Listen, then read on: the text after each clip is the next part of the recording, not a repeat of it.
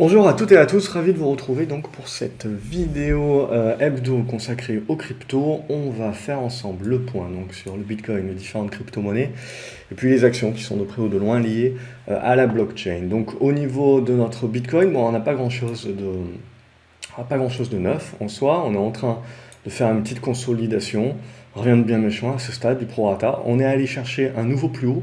Ce que je vois sur ce nouveau plus haut, c'est qu'il se fait quand même pas avec une force de folie. Donc, et puis tout de suite après, on consolide. À ce stade-là, il n'y a pas grand-chose pour remettre en cause la tendance haussière, bien entendu. Ce qu'on surveillera, c'est plutôt, je dirais, la zone des 43 000 dollars, comme vraiment toujours pour moi le gros support. Alors oui, ça peut paraître loin, c'est le Bitcoin, c'est très volatile et donc il faut accepter cette volatilité-là sans, si vous avez une perspective plus long terme, sans remettre en cause votre scénario. Donc pour moi, c'est vraiment le pivot à ce niveau-là. Un pivot intermédiaire, ça serait aux alentours des 50 000 dollars pour le côté psychologique, sinon 52 000 dollars pour une partie plus graphique. Et donc vous le voyez, on est toujours en tendance haussière, en train de graviter un petit peu dans le haut et éventuellement, chandelier après chandelier, en train de nous former une figure à ce stade-là, éventuellement un biseau ascendant. Mais sinon, pas plus que ça. Je verrai, voilà, je vous avais dit la semaine dernière que je voyais bien qu'on irait retourner sur les plus hauts, certainement marquer un plus haut, mais que ça serait certainement euh, voilà, plutôt faible, plutôt à prendre avec des pincettes, et je le crois toujours. Voilà, et je pense sérieusement à solder le seul Bitcoin que j'ai. Euh, voilà, donc à ce niveau-là, je trouve que ce serait pas mal. Voilà, je pense que 62 000, 63 000 dollars, ça me paraît quand même une bonne résistance. Alors, on n'est pas à l'abri d'aller chercher plus haut, bien entendu, mais là, ce que je vois, ce que je ressens sur le marché, c'est que ça se fait avec quand même moins de puissance. Donc après, le marché peut décider évidemment de me donner tort, mais c'est ce sur quoi je serai vigilant. Graphiquement parlant, c'est aussi point barre. Il n'y a pas grand-chose de plus à se dire tant qu'on tient donc cette zone des 50 000, 52 000 dollars. Au niveau du Bitcoin Euro, on va retrouver la même chose, bien entendu, c'est juste les niveaux qui changent. Je verrai le top à 52 000 euros éventuellement. Sinon, c'est toujours haussier, bien entendu. On a le support intermédiaire qui est plutôt aux alentours des 43 000 euros. Et le gros support, là, aux alentours donc des 36 000. Si on regarde des actions qui sont de près ou de loin liées à la blockchain, alors je ne vais pas regarder toutes les petites qu'on regarde d'habitude, on va plutôt regarder les grosses, celles qui sont plutôt suivies, donc notamment celle en Allemagne, Bitcoin Group CO. Donc à ce stade-là, on voit que le support continue de tenir, qu'on est en train de tenter une poussée. Mais là aussi, pour moi, ça manque de jus à ce stade-là. Donc il faut encore passer des niveaux importants. Je dirais cette zone-là des 55-56 euros, ça serait vraiment un niveau assez important à passer. Et derrière, il y aura cette zone-là des 62 euros qui sera jumelée à cette oblique aussi, qui devra être cassée pour qu'on retrouve une tendance haussière. Alors bien entendu, ça voudra dire que le Bitcoin va bien au-delà de la faiblesse dont j'ai parlé, des 62 000 dollars. Et donc on est parti à nouveau en mode berserk, en mode spéculation. Donc pourquoi pas, encore une fois, on n'a pas des signaux contraires par rapport à ça, c'est juste un sentiment de marché que je vous livre. Mais sinon, pour moi, mon sentiment de marché là aussi sur Bitcoin Group CO, c'est que pour l'instant c'est bien pour du rebond, et il reste quand même sacrément du boulot. Par contre, quand on va regarder donc les trucs un peu plus américains, donc notamment le Grayscale Bitcoin, lui il continue d'être plutôt costaud à ce stade-là. Pareil, hein, comme sur le Bitcoin, on a encore des possibilités. Donc on avait fait un très très bon rebond au prorata de la baisse également. Mais là maintenant, comme je vous l'avais dit la semaine dernière, une fois qu'on a fait ça, moi ce qui va m'intéresser, c'est est-ce qu'on repart comme ça en mode on casse tout de suite les résistances et on repart en ligne droite, en exponentielle, en climax run, ou au contraire, est-ce qu'on bloque et on commence à construire les figures? Moi, je pars du principe qu'on va plus bloquer et commencer à construire les figures. Grayscale Bitcoin m'engage plus dans ce côté-là. Ce qu'on peut regarder également, bon, c'est les deux plus grosses qui sont connues aux US, c'est Marathon. Marathon également valide, en effet, on voit tout de suite en mode spéculation, c'est-à-dire on reprend tout de suite, on casse très rapidement. Et on est en train de revenir éventuellement sur les plus hauts. Donc on voit, on continue de pas mal booster. Là aussi, je serais tenté de voir quand même que le tout retour dans cette zone-là des 46-48 serait une zone de résistance. C'est ça qu'il va falloir observer. Pour moi, c'est là où ça va devenir vraiment intéressant. On a Overstock également qui est bien reparti et qui arrive d'ores et déjà sur un niveau de résistance Là aussi, ça va nous intéresser pour voir si on est capable de partir. Il y en a certains qui verront une épaule, tête, épaule inversée ici. Mais ça serait intéressant donc de réussir à dépasser cette zone des 77 à 83 dollars pour pouvoir initier vraiment un retournement. Et enfin, Riot Blockchain, qui est dans la même idée que notre marathon. Et vous voyez, donc on a réussi à repasser cette zone des 57 dollars.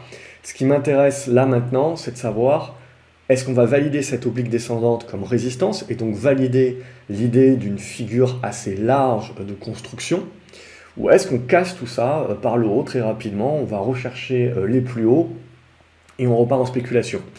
Je suis plutôt partisan du premier scénario à ce stade-là, qui est de dire que je pense que voilà, on va certainement marquer un top et commencer à construire les choses. Voilà, ça c'était pour les actions, pas besoin de rentrer plus dans le détail, de toute façon elles se ressemblent toutes quasiment et on peut aller directement dans les différentes cryptos. On a le BAT, j'ai pas grand chose de plus à dire que le BAT, là aussi pour moi ça gravite un petit peu sur des niveaux hauts, ça reste haussier bien entendu, on va rester positif tant qu'on tient les 70 cents de dollars.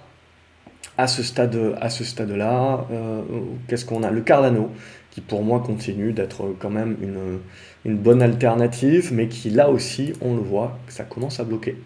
Ça commence à bien bloquer, on voit, et on commence à construire les figures. Donc un petit peu partout, c'est la même chose. Alors, on n'est pas à l'abri de recasser les 1,20 et d'aller chercher les 1,30, mais pour moi, ça bloquera. Donc peu importe ce qu'on choisit de faire, continuer de construire à plat ou réussir à relancer avec justement l'arrivée de la moyenne mobile 50 éventuellement, pour moi, on va commencer à matérialiser les tops.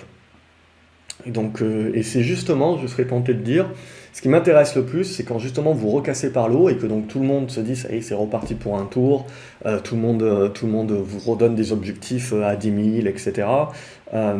Et pour moi, c'est là justement où c'est le plus intéressant parce que c'est le piège qui peut se refermer sur le marché. Et donc c'est ça qu'on va observer. C'est clairement ça qu'on va observer. Pour moi, j'aurais tendance à privilégier ce scénario-là tant qu'on ne réussira pas à dépasser, vous voyez, cette zone des 1,32$ sur cette zone-là. Au niveau de Cosmos, même construction, cette zone des 22 dollars qu'il faudra réussir vraiment à casser pour initier une nouvelle spéculation, sinon je pars du principe que c'est plus en construction. Le Dash, on est également dans cette construction, donc on voit première cassure des 250 dollars qui pourrait nous nourrir un retour vers la zone des 270 à 280 dollars. Au niveau de EOS, on est dans la même chose, une petite construction, mais pour l'instant ça bloque plutôt pas mal et on voit donc ce dépassement des 4,40 $, 4,50 $, qui pourrait nous faire revenir, tester éventuellement cette oblique, qui mériterait peut-être d'être un petit peu mieux tracée, et donc de vous donner les 4,80 $ en résistance. Au niveau d'Ethereum, ça continue de rester très propre. Au-dessus des 1650 $, on va rester très positif. On aurait une belle englobante ici, qui devra donc, on voit, dépasser cette zone des 1970 $, 2000 $ pour initier une nouvelle poussée haussière. Donc c'est ça vraiment qu'on est en train de regarder, et à la limite, je dirais que Ethereum est celle qui nous offre la figure la plus mature à ce stade-là. Et donc c'est ça qu'on observe. Pour certains d'entre vous, vous y verrez une tasse avec éventuellement une anse qui est en train d'être construite. Et donc c'est ça vraiment qui nous intéresse. Ça casse par le haut, on ne se pose pas de questions, on repart en effet pour une poussée haussière. Ça casse par le bas, on valide des doubles tops, on valide justement des plafonds de verre. Et donc on va construire des figures un petit peu plus longues, un petit peu plus larges, mais en tout cas on validerait le top intermédiaire avec des constructions qui vont prendre un petit peu plus de temps. On est là dans ce qu'on peut appeler le money time, c'est que ça va se décider incessamment sous peu. Ethereum classique, c'est la même chose, ça ressemble beaucoup à EOS. On est en train de revenir là sur la zone des 12 $, 11,80 $, qui est une bonne zone de soutien. Et on voit qu'on est en train de construire la suite. Et il faudra déborder ces 14 $ pour initier la prochaine poussée. Au niveau de Horizon, on va retrouver exactement la même chose, cette zone des 56 $ à 60 $, qui est vraiment la zone de résistance à pousser pour libérer un potentiel supplémentaire, sinon on a une construction intermédiaire. Construction également qui est en train de se mettre sur IOTA. Là aussi, éventuellement, IOTA, ça vous permet de mettre en perspective ce que je vous disais déjà sur le Bitcoin, etc. C'est-à-dire les constructions, plutôt que de croire, ça y est, c'est parti, on fait des nouveaux tops et on part pour la suite. Plutôt à ce stade-là, des constructions intermédiaires et au fur et à mesure des chandeliers, la validation de figures plus larges. Et on le voit ici, donc d'un triangle symétrique sur IOTA. Et donc c'est la sortie de ce triangle symétrique qui nous donnera la validation du prochain scénario. Au niveau du Litecoin, on va retrouver les mêmes éléments.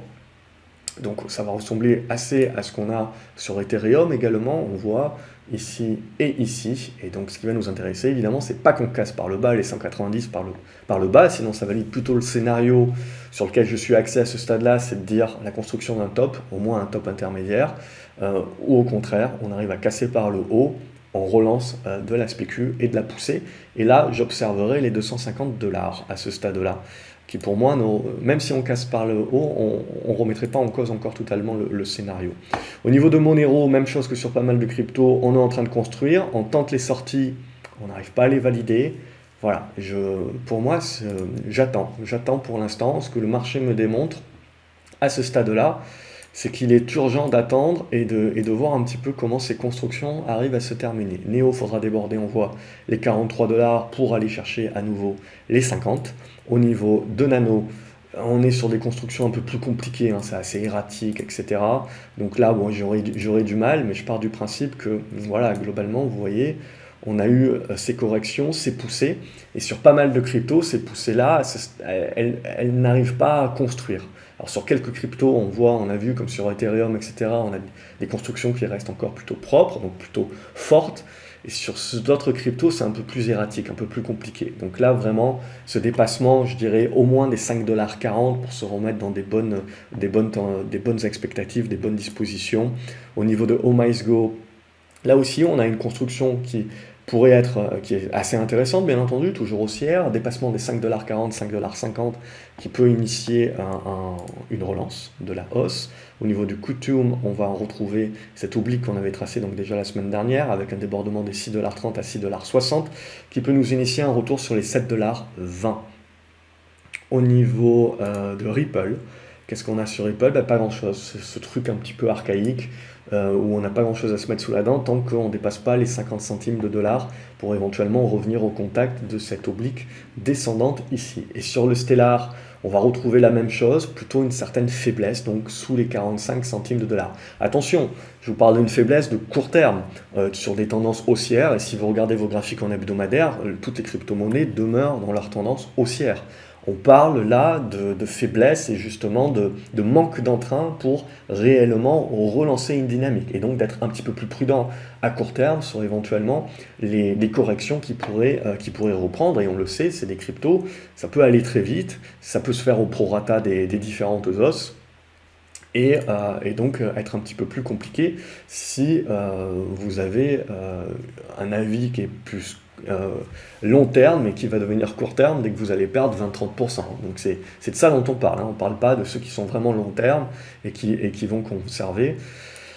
Voilà. Moi je regarde ça un petit peu d'un avis de me dire plutôt là je suis plutôt partisan de vendre à ce stade-là et donc de prendre mes profits quitte à revenir plus tard, mais d'essayer de timer, même si ça reste que du sentiment, puisque graphiquement parlant, voilà, ce que l'on voit, c'est plutôt quelques altcoins qui sont plutôt, comme on le voit sur Tezos, dans des constructions, mais qui peuvent prendre encore un petit peu longtemps, donc avec un dépassement des 4,50 $. Et sur Tronix, qu'est-ce qu'on a? Même chose, une construction intermédiaire qui devra dépasser les 5 centimes et des brouettes pour tenter de relancer. Waves qui continue à construire là aussi, on le voit, dépassement des 10,80 $ qui nous permettrait de relancer, et Zcash qui est un peu plus propre que le reste, un petit peu dans la lignée que Ethereum, on le voit, et qui est également en train de construire, tenir l'ancienne résistance qui devient support, et pour relancer, on voit, il faudra construire dans cette zone-là et casser par le haut. Et là, on relancerait éventuellement une dynamique et une spéculation haussière. Donc voilà, pour moi, on est dans des phases de construction un petit peu partout. On voit que même si on a marqué un nouveau top sur le Bitcoin, ça ne se fait pas avec un énorme entrain, ou en tout cas ça demande éventuellement encore de la construction supplémentaire. Donc je suis plutôt sur la réserve, je serais tenté de dire, alors justement qu'on a une euphorie sur ces différents tops qui se sont mis. Et surtout ce qui me met un petit peu plus sur la réserve, c'est que sur une majorité des cryptos, on sent quand même qu'on a perdu un petit peu de la superbe. Et pour moi, c'est pas comme on pouvait l'avoir il y a quelques mois, de parler de rattrapage. Là, c'est plus quand même, on sent qu'il y a quand même des prises de profit et qu'il y a une sorte d'attente qui se met en place, et donc d'observation. Et clairement, c'est ce que je pense qu'il faut faire. Donc, comme d'habitude, si vous appréciez ces vidéos, n'hésitez pas à les liker, à les partager et à me dire ce que vous en pensez en commentaire également, quels sont les cryptos que vous favorisez. Quel est votre sentiment? Vous avez tout à fait le droit d'avoir un sentiment contraire, et je serais tenté de dire même c'est normal, puisque graphiquement parlant, à ce stade-là, on n'a pas grand-chose, c'est une anticipation de ma part, d'un point de vue purement sentiment de marché. Il faudra le confirmer graphiquement, bien entendu, et on verra donc la semaine prochaine, certainement, c'est là où ça sera intéressant pour affirmer ou infirmer un début, certainement, de validation de ce sentiment de marché, qui se sera peut-être validé graphiquement ou invalidé. Voilà, je vous souhaite une excellente journée, je vous dis à la prochaine vidéo. N'oubliez pas de vous abonner pour ne rien louper. Salut les graphes.